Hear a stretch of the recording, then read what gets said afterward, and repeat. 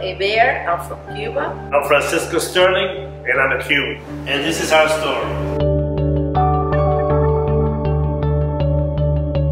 I guess, what was y'all's, first reaction when y'all heard the news of Fidel Castro's death? And happy. We cry, we laugh, we jump, we cry, we laugh, we jump because a lot of emotions came out. A lot of emotions.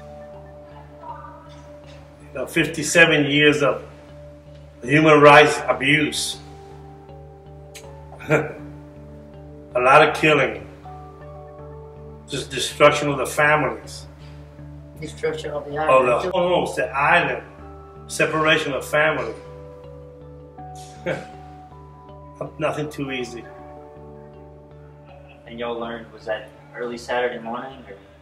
No, I learned that late Friday night. Friday night. My son called me at 10 o'clock and he said he heard the news, and once in a while they say Castro is dead, so later on we find out it's not true. But we start changing all these Spanish channels in my house and we see there was the truth. Well, his brother said it was dead, so I got my big Cuban flag and went at 2 o'clock in the morning and put it outside of my house. And I saw y'all had also done, I guess, for the day. Free mojitos for everybody.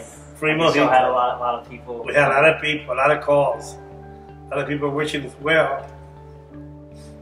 And y'all had lots of, did y'all get lots of visits from Cubans in here? A few. It's not about the Cubans. Americans came in, they were very happy for us. It's not like Miami. Miami's full of Cubans. Over here, there's not that many Cubans. Yes. I was born, I left Cuba in 1962. I left Cuba by myself, 12 years old, on a plane, because my parents had to send me away from the country. Family destruction, man. I didn't know if I was going to see my family again or not. In the airport, it was like a fish tank. They push you in a fish tank, and they take all your clothes off and destroy you. Little kids, before you go on the plane. Sterling Hebert? I have to stay with my parents. They don't let everybody live at the same time. That's one of the things he enjoyed, separate the families. And they always picked up the youngest in the family to send it first. So in the case of Frank. And this one got, right after that, the crisis, October crisis, and they suspend all the flights to Cuba and out of Cuba. So we never thought that we were going to see him again. And that was October '62? Yeah, October, yeah. When they suspended. Yeah. The missile crisis. Right. I came to Miami, and then I went to a foster home. After 3 weeks in a bunch of, like a warehouse, we stay in a warehouse in little bunk beds, then they find foster parents for you. I didn't know any English. They didn't know any Spanish. It was really hell. Even though they were real nice people. I escaped many times. I wanted to go back home. Couldn't take it. And but before that, I'm going to tell you a little bit before that. Before that, in Cuba, our family was really under the eye of Castro. Okay, we were like massacred. My cousin was put in jail for 27 years. And the jail is inhuman. Okay, my cousin left Cuba when she was 6 years old. She's crazy now, she went crazy. My family was destroyed, our land was taken away, our house was taken away. My sister was they asked for my sister to put her in the firing squad. They killed people left and right on the firing squad, even children. That's that's Fidel Castro. That's why we're so happy that he died. In human rights, there were no human rights. Destruction. And you know what? I'm glad I'm in America, my adopted home, but still, I'm a Cuban. I love my country. No matter what, it's my country. Okay, a year later, they start sending some cargo ships to Cuba to exchange for medicines with prisoners. And my mother's godchild, he was working at that time for the government. So my dad talked to him and he asked him to please let us go in that cargo ship that was leaving Cuba. So my daddy, my mom, and I was able to leave after we have to walk 3 miles of shell roads to get to the boat. My mother was confined to a wheelchair.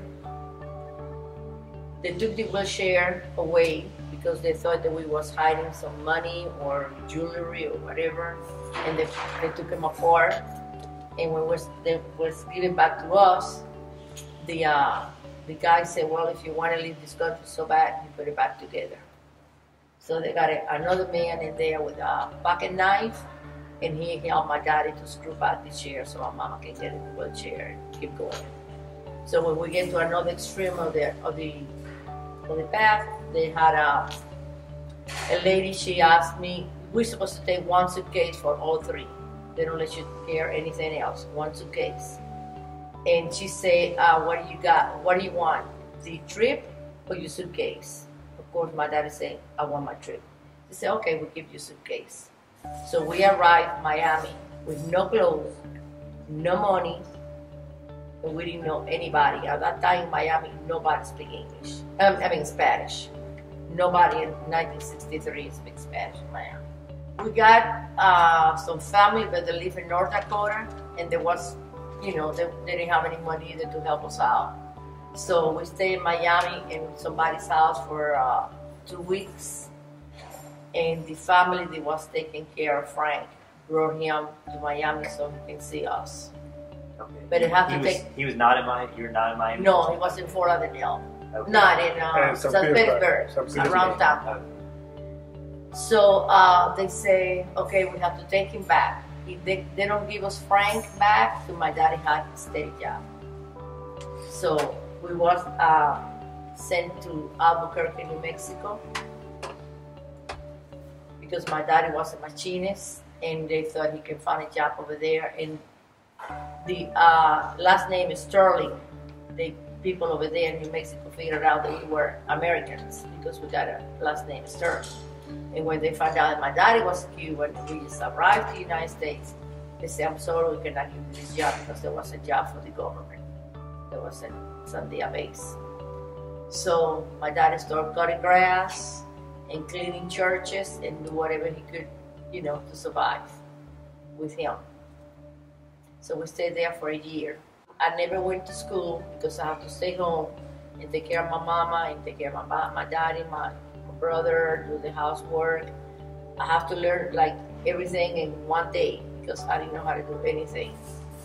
We had maids in Cuba. They took care of the house and took care of my mother, and over here we didn't have anybody. And my mother had a cousin, Pedro Hernandez, so he lived in Moline City all his life.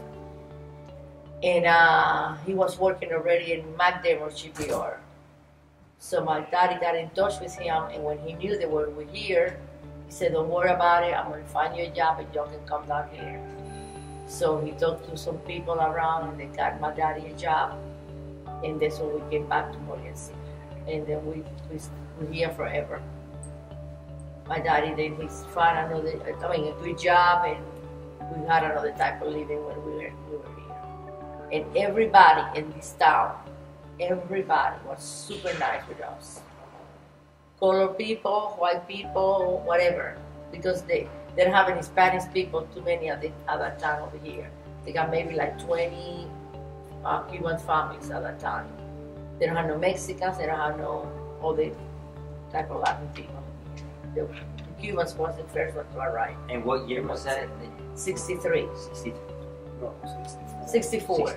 64. People say, why are we celebrating Fidel Castro? Yeah, a lot of people are surprised. And this is why, because my parents got here, and my daddy was saying, we're going back home in a year, in 27 days.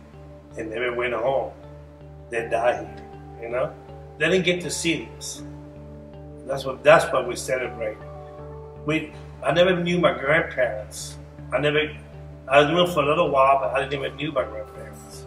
I didn't know my family. All the family I knew was what I had here.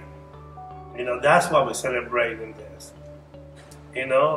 because, and we know that Raul is going to stay there, it's going to be this, you know, whatever, but we know that one day it's going to be free. And no matter what, Castro's death, we love it. We might be around, but we love it, and we're going to party, and we're going to enjoy it, and we're going to do it for my parents and my grandparents and all the people. Every Cuban has a story. You know, every Cuban has a story. Different story. You know, we had stories in our place. We had an uncle who had to run away because they were fixing to kill him. I mean, you know, it's a lot of things. For a little kid like me, I've seen people in fire squad. I've seen people get killed. You know, things like that. That's what we celebrate, because it's a lot of resentment in the heart. You know, a lot of like, why we have to go through all this? You know, everybody here has a family and everything, and this is a great country, and people should appreciate this country. You know, like I said, this is my adopted country, but deep down inside, my blood, I'm a Cuban, and that's my country, and I love it. You know, besides everything that's going wrong with it, it's my country, and it's my parents' country. My grandparents, and you know, that's what everybody gotta celebrate. If other Cubans celebrate and people say why they're doing it, it's because that everybody has a story. Everybody is happy because all the things, you know, is over. It might not be over because Raul, but Castro is done. You know, human rights, he destroyed. How many people died in the Gulf trying to go to freedom? Thousands of people got killed. You know, fire squad, he killed even kids for taking flowers from the flower bed. You know, if you went, yeah, no, nobody owns a weapon in Cuba. They was sure to pick up everybody's weapon, and they even go to your house and go to your whole house. I mean, like destroying your house, fighting for the stuff that you're supposed to have. He destroyed the churches. Yeah. He destroyed the churches. He burned the books. You could have an scapular on. You could have nothing to do with Christ. Okay? If he can come with a dime or a quarter, that's fire squad. When I was a little kid, I was walking through the sidewalk, and the man across the street said that I put some little soldiers in front of his home, in front of his door. And they want to get me too. And I was only 11 years old. You know? So things like that, we had to live inside our house. We couldn't go nowhere. It's bad. That's what we celebrate. I never celebrate any human beings dead, but I don't consider him like a human being. He was a monster, and he was a killer, and he even killed people in his own family. So to me, I never look at him like a human being. And he destroyed a whole country. He destroyed families, you know?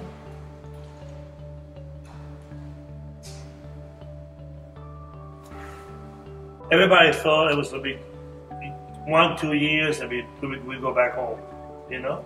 My daddy never bought a house over here because he said, we're going back home. We're going back home. Never went back home. Yeah, we always got the whole thing was we was going back home. Sure. And when did they die? Your parents? My dad died in 2003, and my mama died in 79. They didn't get to see this. I hope they see it up there, you know?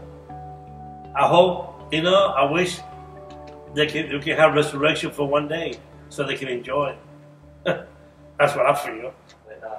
Well, I moved around quite a bit. I went to Venezuela, and I went to Florida, and I came over here. I started working in McDermott. I worked there for 20 years, and then I decided that I want to open this. It's my dream to open this, and I said, you know what? I've been through so much in my life. I already lost everything once. If I lose it again, I can start all over again. And we lost everything. And that's where we started here. So far, so good. I can't tell you tomorrow we might not be here, but hey, we conquered something, you know? and I feel good about it. Well, I hope you appreciate what we said. We say it from the heart, and that's the way we feel. We love the United States. It's our second home. Our second home. But we love Cuba. And we love Moya. I love Moya City. Of all the places that we've been, this is my favorite place.